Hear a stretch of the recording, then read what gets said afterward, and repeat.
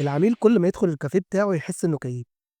في الفيديو ده تعالَ أعرّفك عملنا إيه عشان نغيّر الكافيه من الشكل ده للشكل ده. العميل بعت لي وكان محتاج تصميم لجزء في الكافيه بتاعه، وخصوصًا منطقة البار واللي كان فيها كسوات غامقة ودرجات إضاءة دافية واللي مش مناسبة تمامًا وفعلًا تجيب اكتئاب، وخصوصًا إن المكان مساحته صغيرة. استلمنا اللوجوهات الجديدة وبدأنا نطوّر هوية المكان، وقررنا نستخدم ألوان فاتحة مع textures المايكرو سيمنت على الحوائط، وقدّمنا أكتر من مقترح، وبدأنا نعرض على العميل المقترحات، ووضّحنا له إزاي كل اختيار هيأثّر على الجو العام. أول حاجة عملناها شِلنا الكسوات الغامقة تمامًا، استخدمنا ألوان هادية تدّي إحساس بالراحة والاتساع، وعدّلنا كمان توزيع الإضاءات، وغيّرناها بوحدات إضاءة متوازنة، وكمان ضِفنا بعض التفاصيل الديكورية البسيطة زي الأرفف الخشبية والإضاءة المخفية عشان نبرز جمال المكان.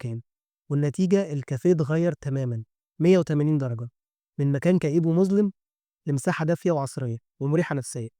لو عندك مشروع وعايز تطوّره ابعت لنا وإحنا هنساعدك. لو أنت بتتابع القناة ومش عامل follow اتأكد إنك عامل لي follow، وفي البايو لينك الإنستجرام هتلاقي عليه كل التصاميم اللي باعملها